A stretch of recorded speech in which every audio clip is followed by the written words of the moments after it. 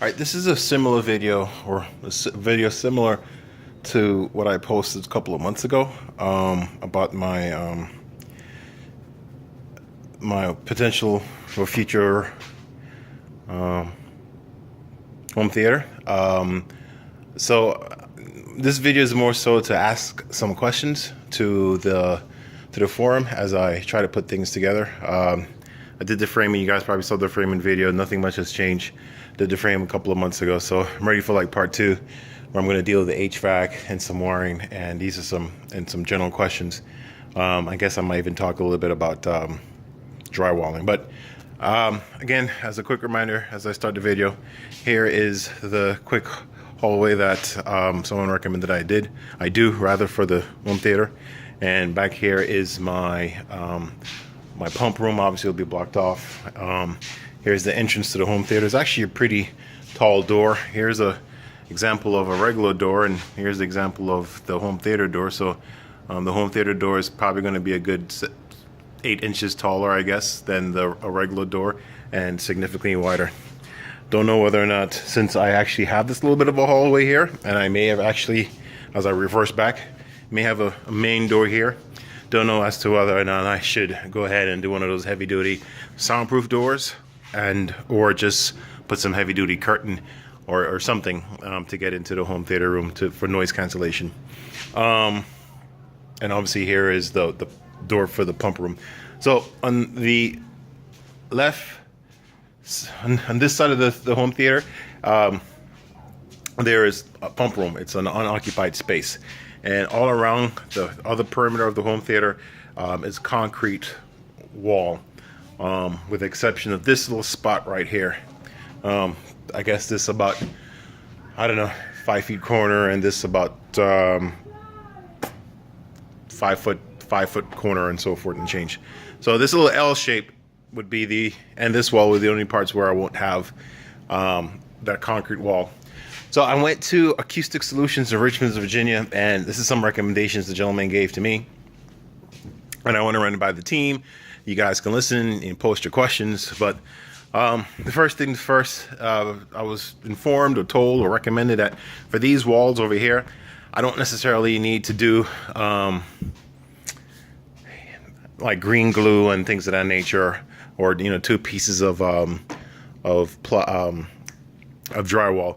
He did recommend, however, that I basically get isolation clips, because they are joined to the ceiling of this particular room. So he recommended isolation clips to help with the bass vibration. But other than that, he said, I don't necessarily have to do the black mat, the heavy duty black mat, or the green glue and double layers of drywall. He did, however, recommend doing that on this side. The black mat, double layers of drywall with some green glue in between, obviously with the isolation clips as well, and this portion here. He also recommended the same thing for the ceiling, because right above the ceiling is the master bedroom, and again he recommended, like I mentioned earlier, the drywall, the black mat, the isolation clips, the drywall, green glue, and more drywall. So that's his recommendation. I'm curious about your thoughts. So one question I do have for the forum is the HVAC. When I built my house, I noticed obviously the first thing they did before they started to frame and all, after they framed, was the HVAC system. So as you can see, I currently have, from the builder, they gave me 2 vents into the home theater. So my question, or what I was thinking about doing, and this is where I want your advice, is whether or not I can, obviously I know I need to remove them for soundproofing purposes, but I figured I could probably bring it back maybe about a foot or 2.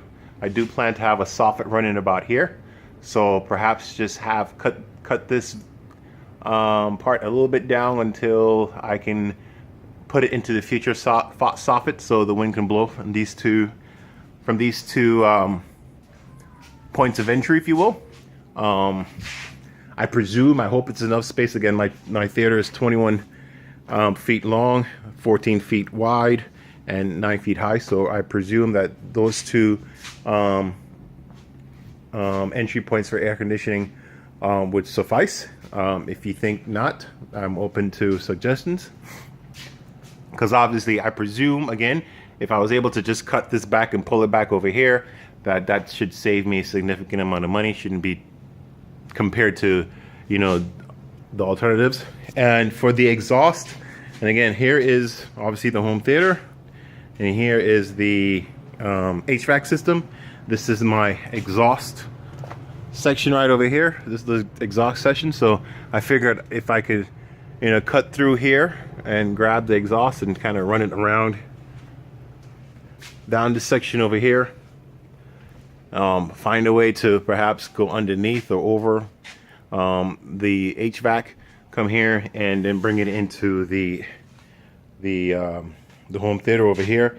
Again, it seems simple enough, but obviously, you know, I don't know much about this, so there may be something crucial I'm missing. But, you know, in a perfect world, it would be ideal for me just cut a hole and just drag it around over here, bring it down here, and, you know, that would be my exhaust for the home theater. So again, if anybody has any pointers on that, you know, I'll greatly appreciate that.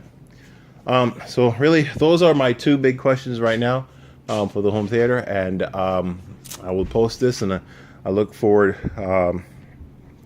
to your responses and, you know, to your feedback. Again, A, what should I do about this door?